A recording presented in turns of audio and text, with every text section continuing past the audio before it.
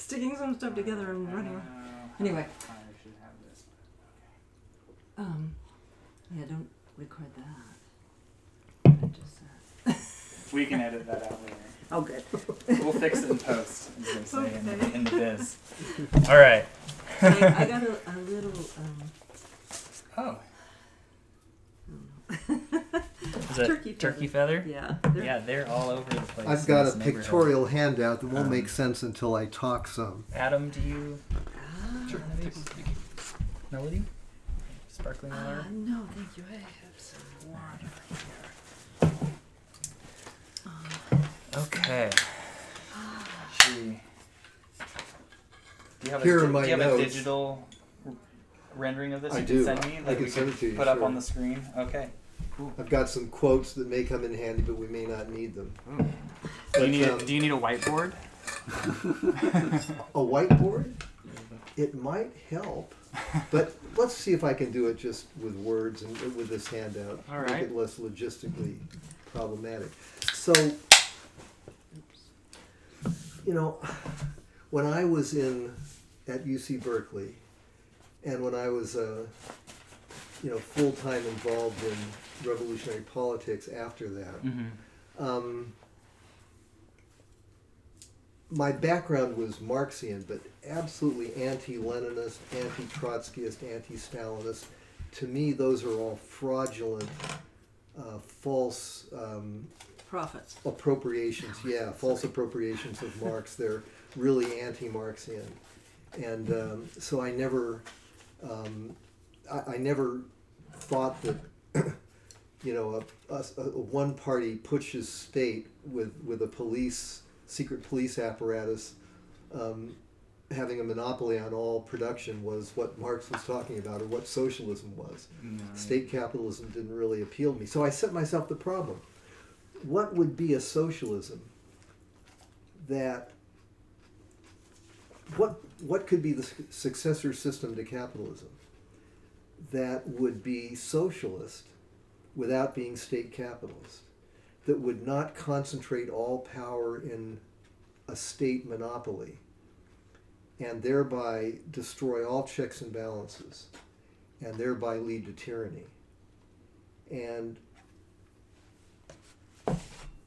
what would be a grassroots form of socialism? And what would be a form of socialism that was more democratic than capitalist, political only representative democracy? What would it mean to have an economic democracy together with a political democracy? And how would we make a transition to this successor system to capitalism, preserving the rule of law, not having some charismatic cult of personality dictatorial rule, but having the rule of law preserved? And how could this transition resuscitate, not eliminate checks and balances, but expand, resuscitate the old checks and balances and add new ones, add economic checks and balances? And what would that mean? And thereby somehow resuscitate the political checks and balances that have been obviated by concentrations of capital wealth becoming so concentrated and so massive that they can prostitute all three branches of the political government. They can buy out the government and rule by bribery.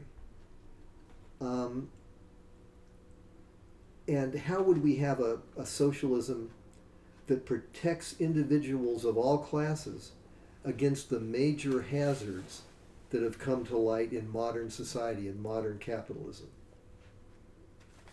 And how would we get to this socialism not by outlawing private capitalism or joint stock capitalism, public capitalism, but by outcompeting it with a new system that's demonstrably superior in competition with the old system?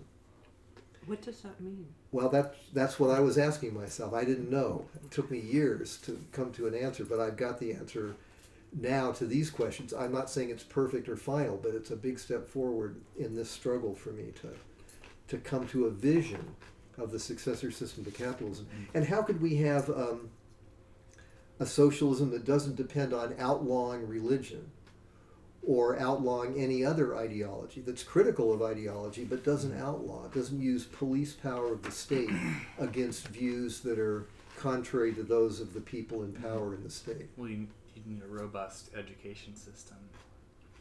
And maybe that would mean an education system where everybody could afford higher education if they wanted it. Yeah. Now, there were some clues I had when I started out.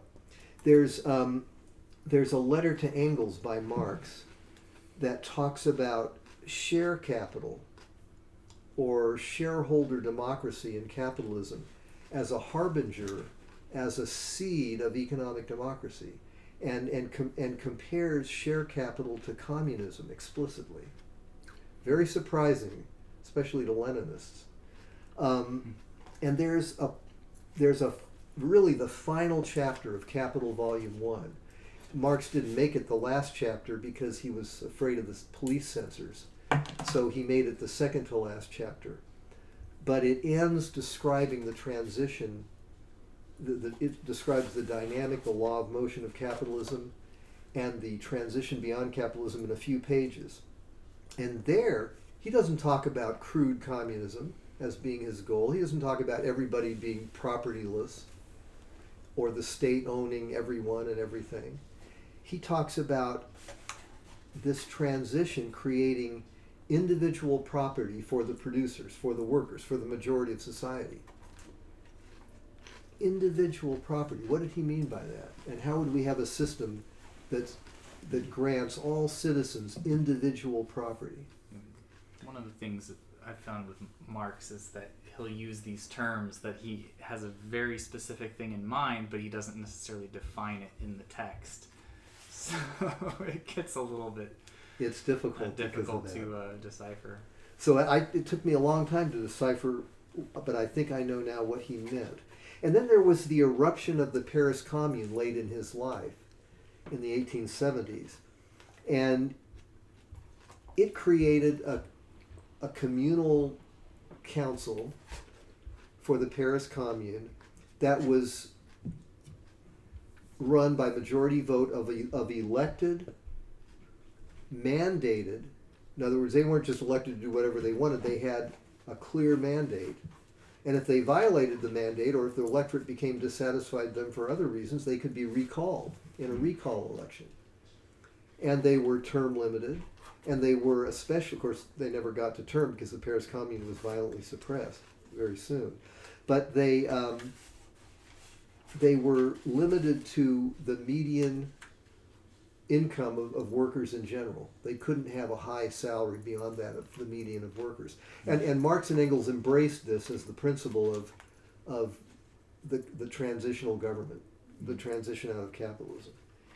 And then in the kind of anti-capitalist, or at least potentially anti-capitalist revolutions that have happened in a lot of places in the world, Spain in the 30s, Russia in 1905 and in 1917, then it was pushed aside by a coup d'état by the Bolshevik Party. But in many places, in Germany in 1918, there have been these eruptions of what are called workers' councils, or in Russian they're called Soviets.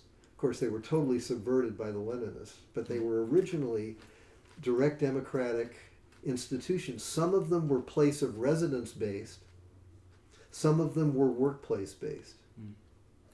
So is that a clue to, even though those are revolutionary, very transitory forms that have all been crushed, do they show anything of the seeds of this new system, the successor system, and the kind of democracy that it might best have and might even require? And then there's, looking at the practices of the rich. What do the very rich do for their children? Well, they have trust fund babies. They have trust funds for their children. Maybe there's a clue in that, too. And then if you look at what's happened, I've lived in a lot of different cities in the course of my banking career. And you were a banker? I was a banker, commercial lending. And in almost every city I lived in, there were worker-owned co-ops, producers' co-ops. There's one here, at least one, Weimart. Well, there used to be tons of them. I worked for one. There was Burley, the bicycle cooperative, and I worked at Serrata, and I was a member when it was a cooperative. There and have been Genesis Juice, and they're even all- back to Marx's time, there were workers' cooperatives, and more recently, there's a hugely successful cooperative called Mondragon. in Spain. It was started by a priest, a Catholic priest, in the Basque region of Spain, and it's become a multinational, a worker-owned multinational conglomerate, including high-tech industries.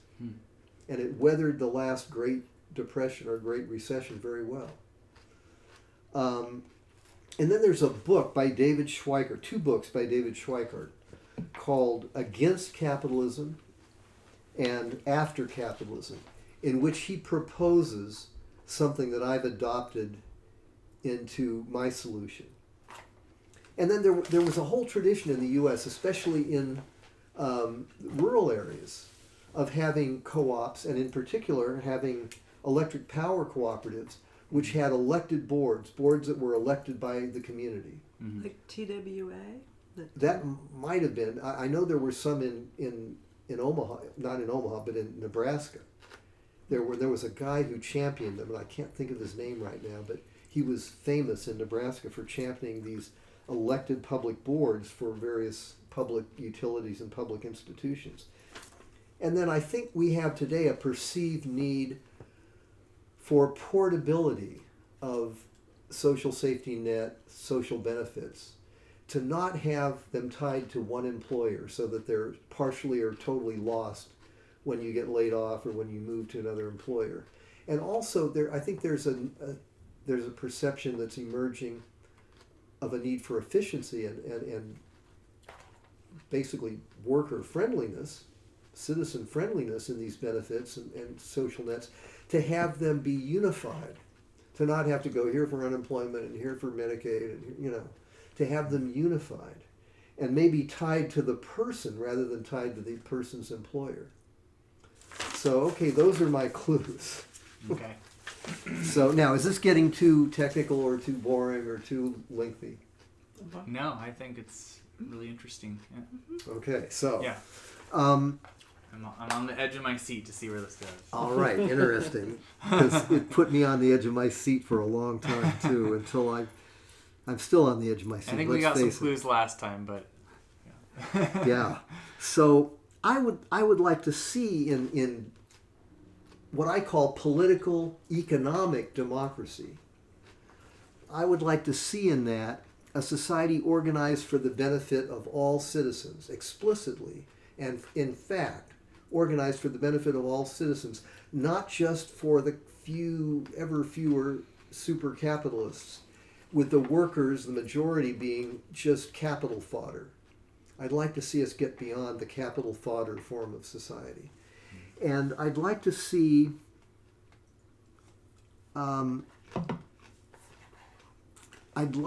a conservation of the U.S. Constitution with amendment.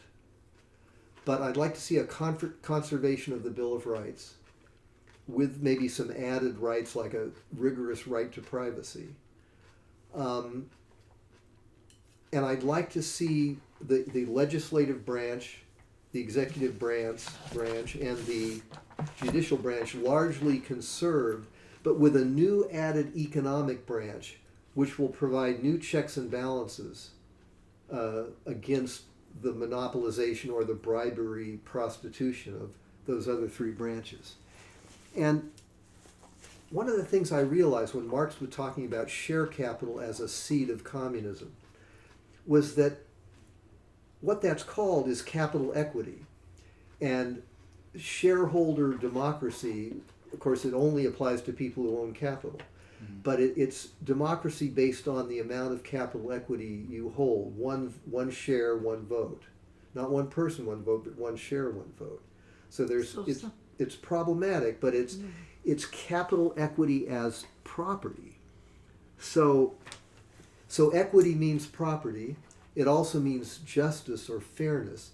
There's a branch of jurisprudence called equitable jurisprudence. It emerged in England when the common law courts and the statutory courts were technically administering justice, but They were violating the spirit of the laws.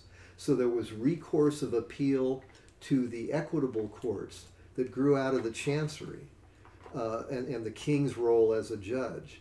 It was descended from that anyway. And they were based on principles of justice and equity, not just common law, not just statutory law, not just technical conformance to the law, but conformance to the spirit of the law.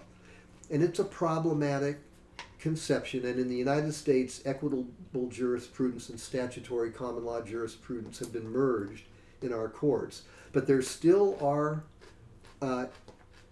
points of equity that you can raise in a lawsuit. Mm-hmm. But you need money to. Well, yes, you need really money to get access to the courts. Legal system. In But the United States. I'm pointing just to the etymology of the term equity. It's why it's part of the reason why I call this successor system to capitalism equitism, because it's based on equity as justice, equity as equitable jurisprudence, and equity as property.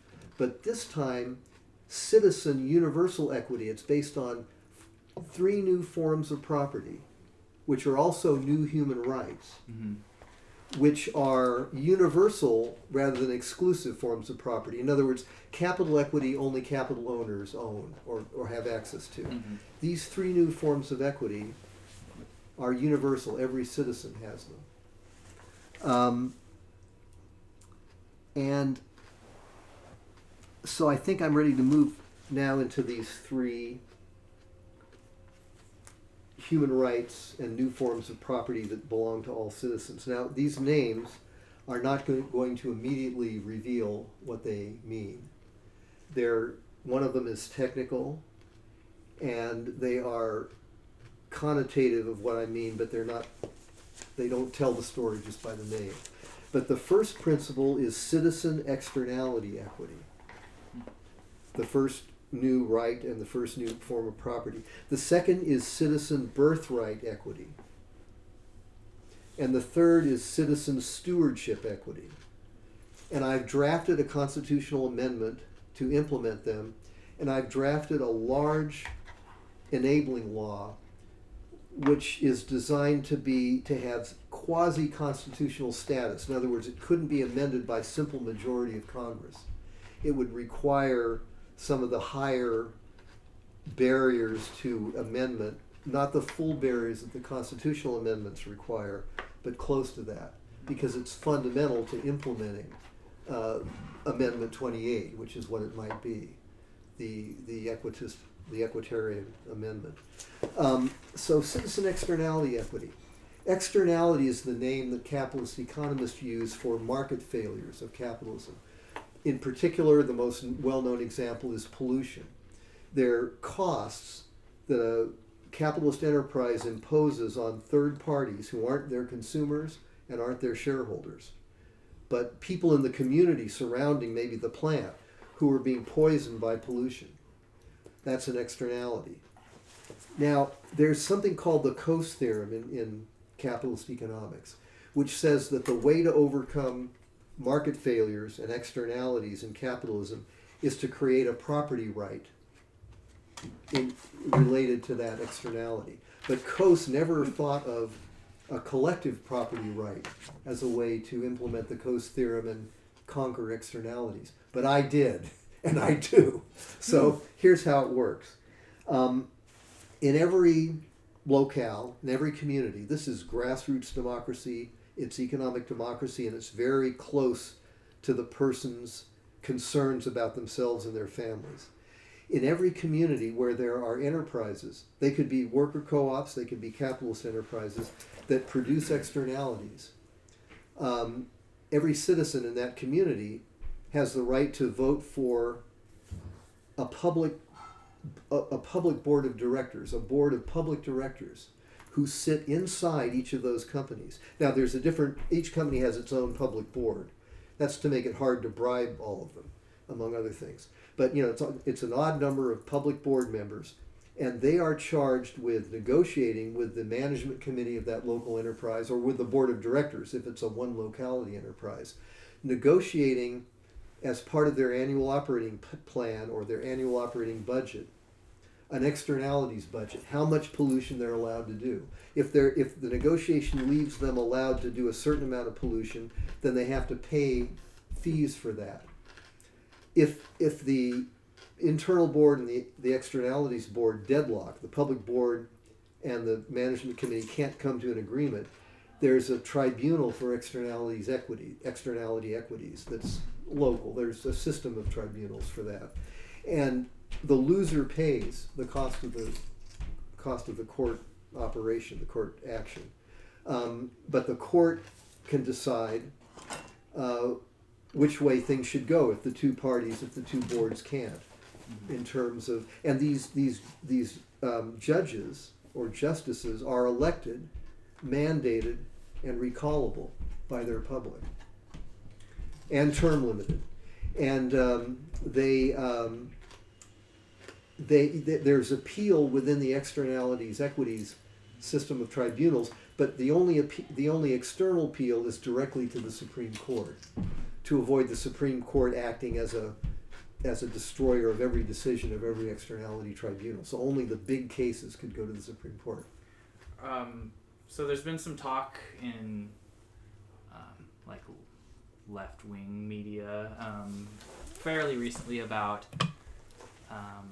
imposing some sort of term limit on Supreme Court justices, that too. and I think I feel like that's a really good idea, because like when the Supreme Court was like at its inception, the lifetime appointment wasn't expected to be very long, because lifespans were shorter then, and most of the justices were appointed when they're fairly old. Now so it was more justified then, less justified now we have now. these dark money funded judges, especially with the Republicans tend to appoint very young Or at least justices. immature. Yeah. So I'm totally for that. And there might even be other modifications of the Supreme Court that would have to be There's also adopted talk over of time. adding, like increasing the number of justices. Yeah. I mean, we're talking about if this. But it sounds like a lot of your proposal is creating more robust democracy, and including in the judiciary. Now this is citizen externality equity is a collective property right. It's the right of citizens to vote at the local level where they live. It's kind of related to the residence-based to influence Soviets. the industries that are affecting them. Yes. Directly. So it's a very compelling form of democracy, because your life and your family's lives are on the line. And you can really feel the benefit of participating in that democracy. It's economic democracy because it's managing the economic action of enterprise. Is it sort of reverse expropriation? It's not full expropriation. It's only when here's the rationale for the justicial nature of this. If you own a company and I just live near your plant, and you're producing pollution that's threatening my health, by you imposing that cost on me, I am in effect buying or owning a new kind of equity, not capital equity. I don't have the right to vote on your board of directors, but you're creating externality equity in me because you're causing a cost for me, and as I bear and suffer that cost, I earn that equity. That's the justicial rationale. Okay. So it's a collective property right. As it is now, you need class action lawsuits to. Yeah, you need deep pockets, or you need long endurance, because you've got ever deeper pocketed corporations facing you, or you have regulatory bureaucracies that are prostituted. The regulatory capture in this country is pretty much complete. Yeah. I mean, just look at Boeing and the FAA. Yeah, and the FCC and Verizon is. Exactly. So Melody has had a question for a little bit. I just want to say that at some point, I want to bring up what to me is a question about the nature of this equity and also property. But I don't necessarily need to do it now, but at a certain point... Oh, please do, because when you hear the other two forms of this new kind of equity, I think you'll understand more what I'm proposing. There's two more to come. Yeah, And when you hear those, I understand really want to hear your questions about what is this kind of property? What is this equity? But so we're kind of starting with a collective property solution to the Coase theorem and to the externalities market failure problem.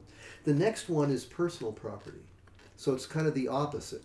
But it's a right to translate social property into personal property under certain conditionalities. So it's citizen birthright equity. Every citizen born, no citizen born is an orphan or an abandonee. Society self-invests, this kind of society. It invests in every newborn citizen in the form of a trust fund that will be funded by the fees that are paid by the polluting and market failure generating enterprises, and that'll be paid by the social rents that the citizen stewardship equity practitioners pay, but I'll get to that later.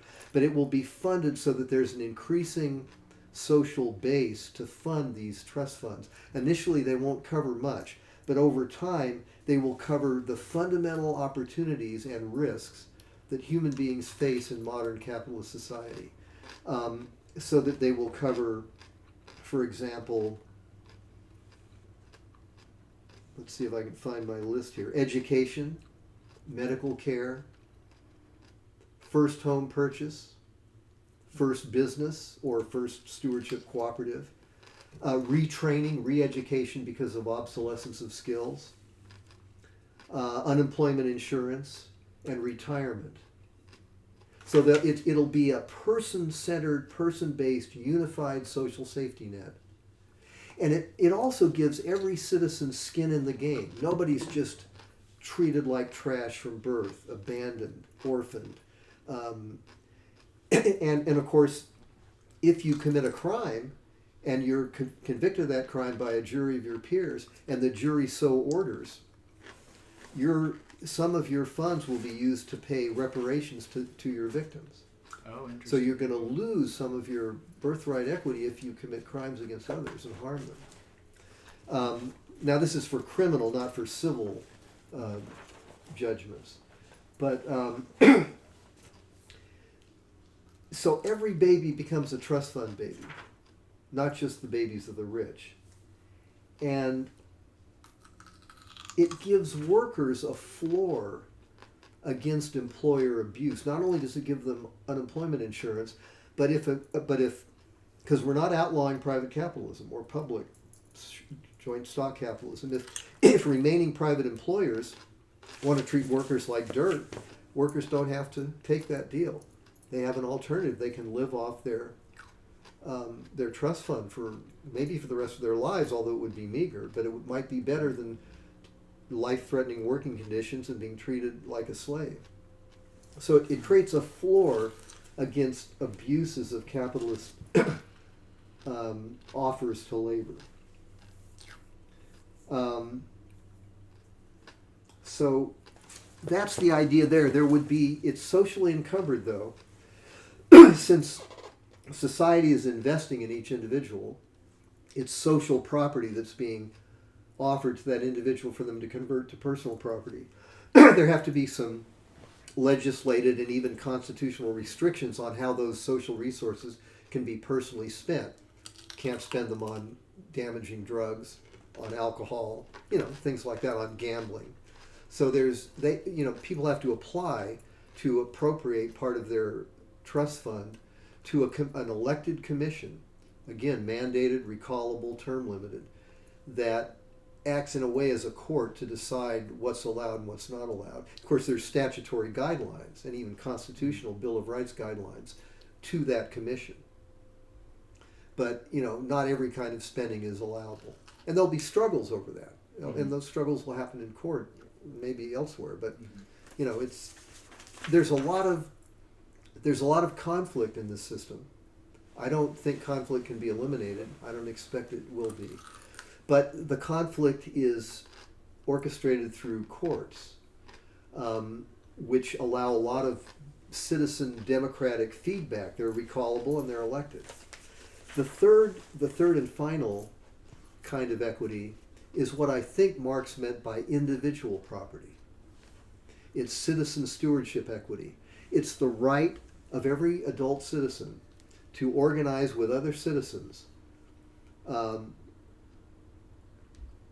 self-organize a proto-cooperative with a business plan. Now that business plan has to include democratic management of that cooperative. In other words, the stewards, the members of that cooperative, elect their managers. They can recall their managers if the manager becomes abusive. There's room for charismatic leadership, but there's always a check on that charismatic leadership. If the charismatic leader becomes a dictator of that enterprise, then that person can be recalled by the membership. If he becomes too abusive, they'll probably recall him or her. And so there are other requirements, statutory and constitutional requirements for that business plan. They also are subject to citizen externality equity.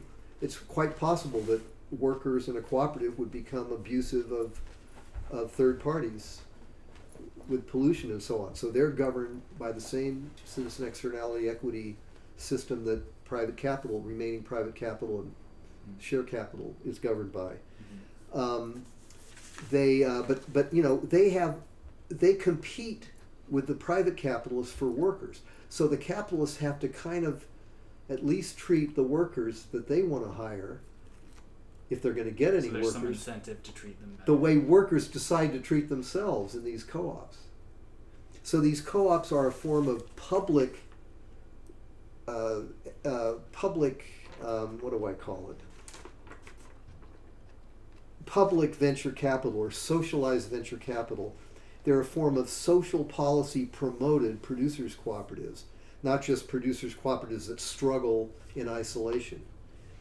And they're based on collective entrepreneurship, which already is manifesting in Silicon Valley in a big way. You know, there may be a charismatic leader who ends up being the public face of these companies, who maybe ends up expropriating the initial collective, but often it's a collective, a small collective that launches these fantastically successful high-tech businesses. And this would make that collective more important, because all these forms of equity, this is partly maybe to your question, maybe part of it, they're inalienable. They're inalienable human rights. In other words, you can't sell your right to externality equity voting rights. You can't sell your citizen birthright equity trust fund. You can't sell, and nobody can without due process of law, take away your individual property in a stewardship cooperative that you form. Now, you come up with a business plan together, has to conform to the rules, but you also have to elicit and enlist the support of another special kind of citizen stewardship equity cooperative, which is a social bank chartered by the Office of the Custodian of Social Property, which I haven't covered yet. But you know, these social banks have stringent rules that they have to meet, but they're also democratically self-managed stewardship cooperatives. But they have to grant means of production to the other stewardship cooperatives because they believe that it's a good investment. You've got to be able to convince a social bank that you're not going to cause them to go bankrupt or become insolvent if they invest in you. So, and they may have some covenants that you have to obey, just like banks do now, that go beyond the statutory requirements in order for them to contract with you. So, you know, you've got to pass some hurdles to get access to social property. But social property, you know, all of these means of production are not owned locally by the cooperatives. They're social, national social property. But to get the usufruct of that property, to be able to access it, you have to have you have to become stewardship qualified by the social bank and by your business plan. So then you get access to these means of production that are owned by the whole society, but in return for getting the use of those means of production and to discourage you from over-ordering means of production, you have to pay a social rent every month on those means of production. And that social rent goes to fund largely the citizen birthright equity trust funds. So as the socialized cooperative base of the society grows, out-competing the private capital and public capital sectors, then the base on which those trust funds are funded grows. And so there's also an Office of custodian of social property. It's an elective office. It's kind of like the economic presidency of the United States in parallel with the political presidency of the United States. And the basic goal of that office is to manage social property. So to manage the social banks, to charter the social banks, to take away the charters of banks that violate the law, to make sure that social property is not abused, but make sure that means of production are available, and also to handle techno depreciation. Any group, the one thing I want to say is these socialized producers cooperatives preserve the competitive element of capitalism as a form of economic checks and balance. In other words, they're not monopolies. They're not allowed to be monopolies. They're competing with other private and public capital firms, and they're competing with other cooperatives that chose to enter that market. So there's competition there. And those competitors, if one of the competitors dreams up a better form of capital equipment that's more profitable, for a while they have kind of a patent on that. They have kind of a, an exclusive right to use that. But very shortly, people can bring suit.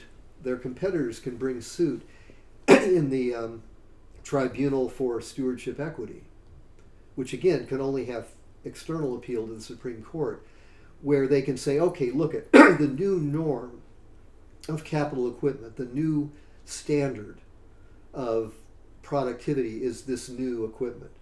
So if we have paid to the Office of the Custodian of Social Property, we've paid monthly premiums for techno depreciation insurance, we are suing the Office of the Custodian of Social Property to declare this new advanced capital equipment to be the new norm, and therefore we also, under our insurance policies, get that new equipment. So we're not suffering forever from techno depreciation. And a key thing is that money is social property.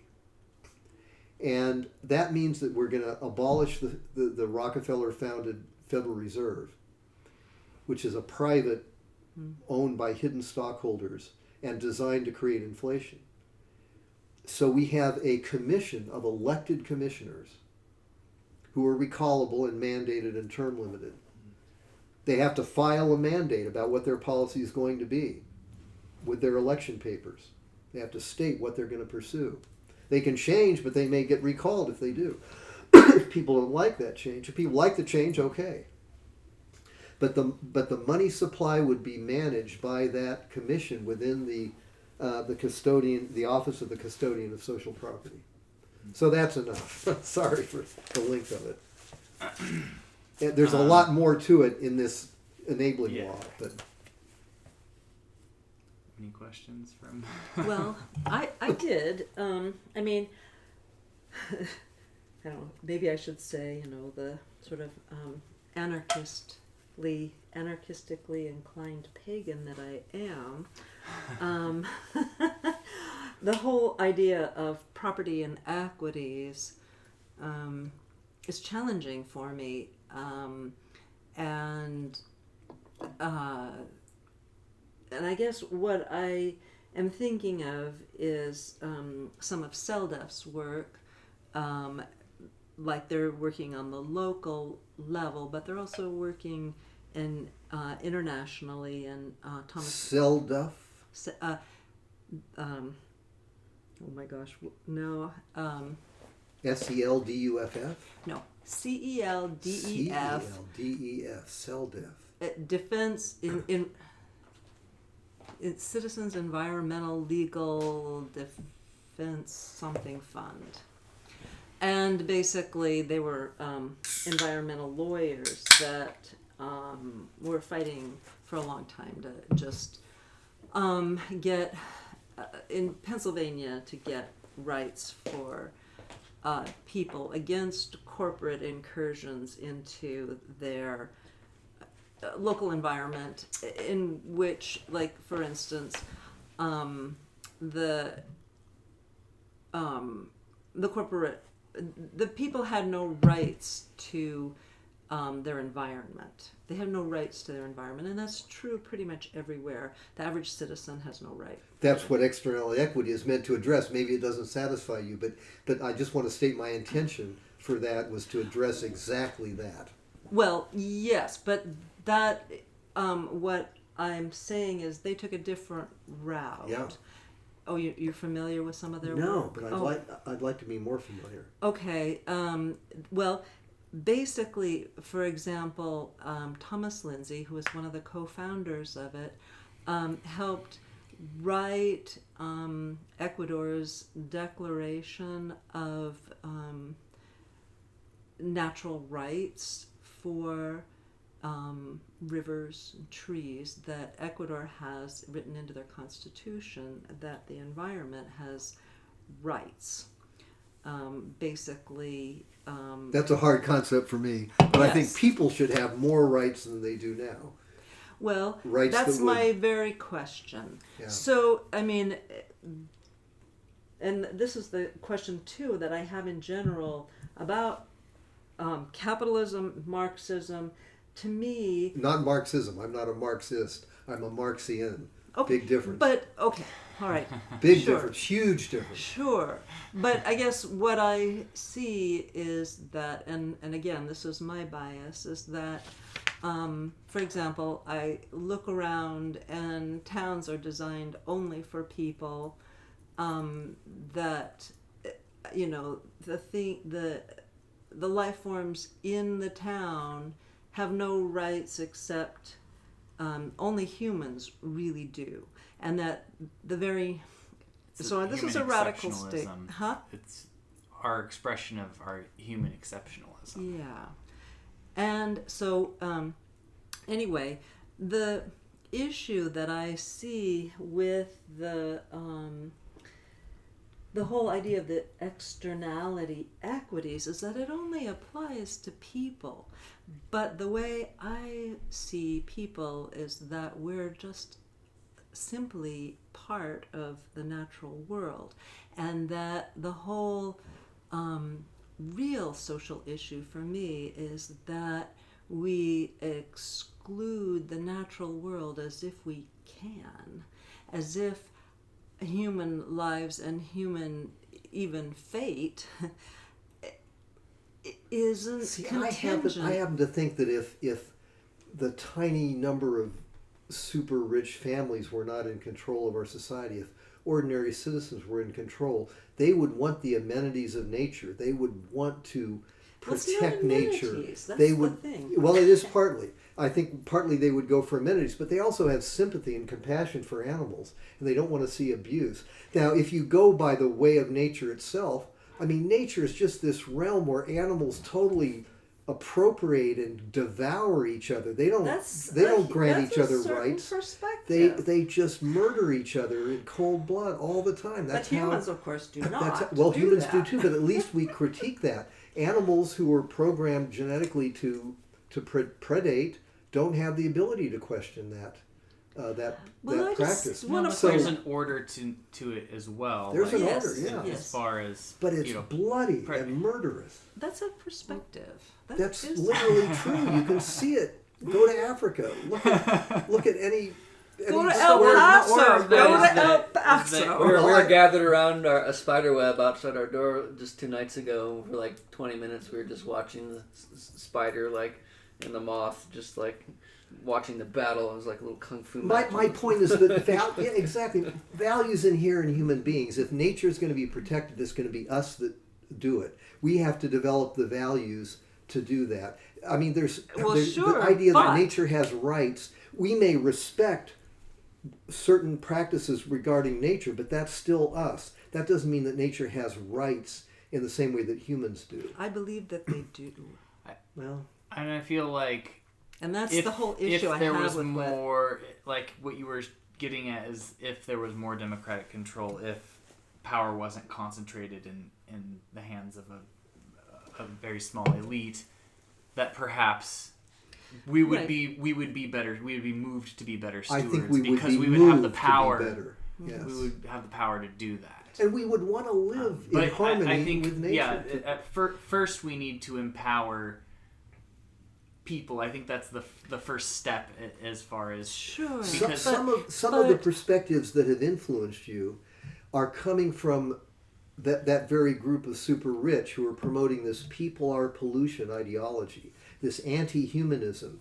this, people are the worst thing that ever happened to this planet. People are evil. Nature is perfect and idyllic and harmonious, and people are evil. Well, That maybe whole- that's what and they therefore promulgate. we That's should not kill what I... 95% of the human race.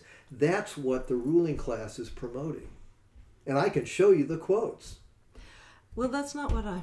Perhaps You did propose that to me one time. I did, that When people... we were, Adam and I, when you were talking at Sundance. That 95% of people should be killed. Well, you wouldn't mind if most of humanity was killed off, I think is what you said. I did say that? Okay. Well, I'm just trying to point But out I'm that not- these influences I think are you said you have powerful. moods sometimes. Oh, where you maybe feel I that said- way. maybe It I wasn't said like there- a s- yeah, it was a because serious- I don't yeah. think that I actually espoused that Good. as a doctrine. I'm glad to hear it. Maybe it was just a moment of serious depression. But it's out there. The it media is, are and I pushing think a lot that of people view. have internalized that with, especially this kind of feeling guilty for the state of things. This neoliberal like shaming of the individual consumer and Keep them guilty. But why exactly is and this a neoliberal shaming? I don't understand that. the shaming of the individual consumer that you're responsible for. You climate exhale change. carbon dioxide. You And should die. Oh, you mean Right, that, that- as opposed to that it's really Well, all up to the individual. It's kind of this cult of individualism, and is part of that, like,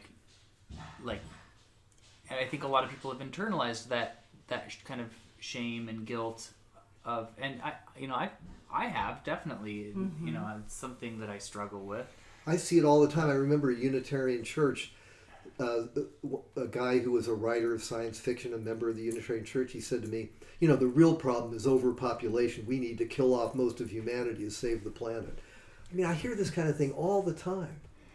It's just pervasive. I think it is true that overpopulation is a huge problem.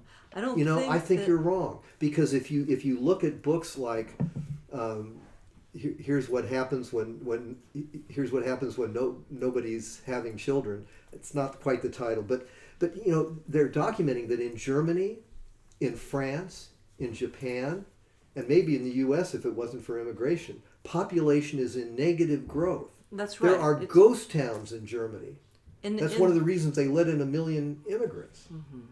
Well, It's happening all over the advanced capitalist world, and it's partly because of the policies that the Rockefeller faction is pushing, the shaming people for having babies, the shaming people for even existing. But isn't that just that they're not that's more of an economic problem than a... Well, public policy is sort of orchestrated to make having children very expensive, very problematic, very difficult. It's expensive, and a lot of people. And they're pushing drug addiction. Kids are subject to terrible drug addiction these days. I mean, there's so people are afraid to raise children in our society because of all these drug cartels that are ultimately owned by the same people, I believe, and the CIA and Air America, etc.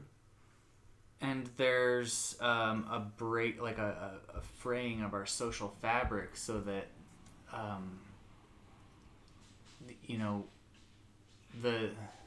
it's a myth that drug addiction is caused by the chemical hook in the brain. It's actually A social problem, and the chemical hook theory was disproven almost as soon as it was posited, but it was the study that disproved it was ignored.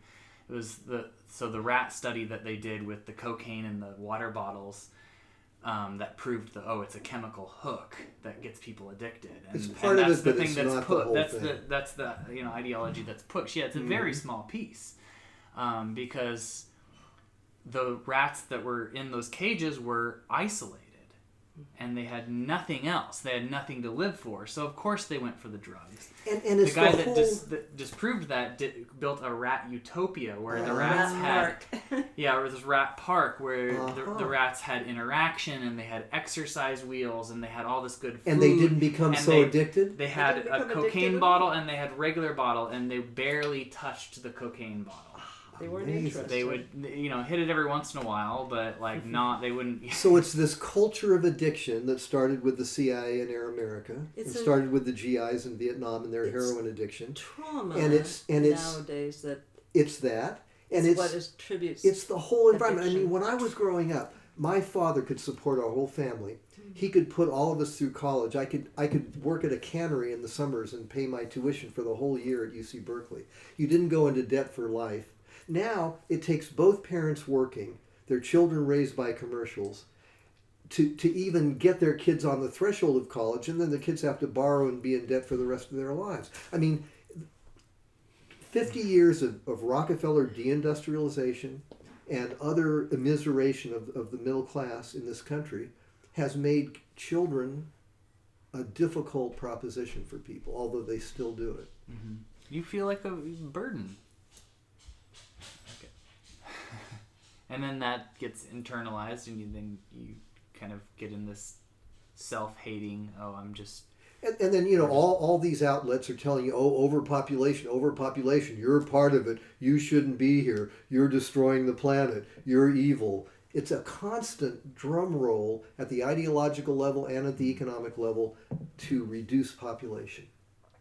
Before they can So do they want to to do that so that they can move away from... So that they can roll out fusion technology and live in a... socialist utopia. They seem to talk about neo-feudalism. When their spokesservants talk about the successor system, it's always neo-feudal with a small population of it was illegal to educate African American slaves in the South. It would be illegal to educate the neo-peasants. There might be robots. And they'll grow them in test tubes and put a little alcohol. Like in Aldous Huxley's Brave New World, he was one of these people. By the way, exactly. That's what he knew the plan. The plan. He just divulged it to the world. And I think there's two things going on. I think, and this is a psychohistorical hypothesis. They feel power threatened, and when power addicted people become power threatened, they'll do anything to keep their power. I mean, they become Caligulas, they become Neros, they become Dr. Strangeloves. And so the idea that that Philo Farnsworth or Dr. Buzard could build a fusion reactor that worked on water that you can't monopolize, and could totally wipe out their entire petroleum industry for the most part overnight is intolerable for them, because that's the base of their power. The other thing is, they see people in China who were peasants, and people in South Africa, and people in Russia even, and people in Brazil, rising up into lives that are more opulent than the kings of old. And the social distance between the life ways of more and more of the middle working class and these super rich people is shrinking. And it's crucial to their identity that they be gods who walk the earth, that they be so far above us, and they have so many rewards, and that we be miserable. They hate to see us prospering. It just drives their identities crazy. And they want to kill us when they see that. So it's power threat and it's identity threat combined. If you've ever talked to any of these people, they hate it that all our resources are being used up by these peasants. I haven't, but I'm related by marriage to some people in probably one of the lower stratums of the 1%, and their whole thing is they want a generational wealth that they can pass on to their children. That's their whole goal, is to have this, and they have it. It's just managing it in a way that I think that's probably the healthier part. Carries. I think that's probably the healthier part of the 1%. I'm talking about the Rockefellers, the DuPonts, the Morgans. No, yeah, they're definitely in the lower stratum of that, and their wealth is a little more recent. That's a Darwinianly understandable motive, and it doesn't have to destroy humanity. It can be accommodated, but this desire to murder most of humanity, this ravening desire, if you read the quotes from these people, you'll see that I'm not exaggerating. I'll No, give you a link to the I've looked quotes. into it a little bit years ago, but yeah, I would like to read up on some of that. It's just blood curdling. It's absolutely blood curdling. There's this guy named Dr. I can't think of his name now. He was giving a talk to the Texas Academy of Sciences, and he asked that the recordings be turned off and that the video cameras be turned off, and he talked about how age is too slow. Even the 1918 flu is too slow. We need to create an aerosol spread by breath particles, moisture particles in breath, version of the Ebola virus, a GMO Ebola, that will kill off 95% of humanity in a very short time to save the planet. And, he doesn't care that people die in agony when they get Ebola. He likes that. And he got a standing ovation from the Texas Academy of Sciences. They're very influenced by the Bush family. Yeah. That whole state is, which is a Rockefeller servant family. So Have you ever read Stephen King's The Stand? I have. Or I've seen the movies of it. I've read parts of it. Yeah. It's the super flu that kills off most of humanity. What do you think, Melody? It's a fun story. Of which? I know you kept trying to. Well, I feel like I had a question, and I guess the way I'm seeing it is the real question is that I was trying to bring out was whether let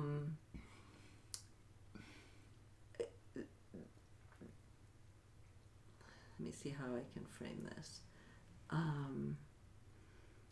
I see that, and I don't think of myself as neoliberal or 1%. I think of myself as being rooted in a very opposite principle, somewhat like, even the history of the commons, which there's been a lot of research on the commons.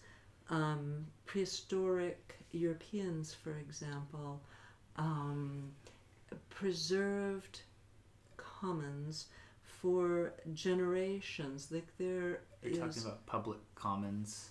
Well, I guess The original accumulation of capital in England involved the expropriation of the commons by former agriculturalists who were, growing, who started to have sheep and wool and things like that, but also who were making the fortunes that became the capital that enabled the Industrial Revolution.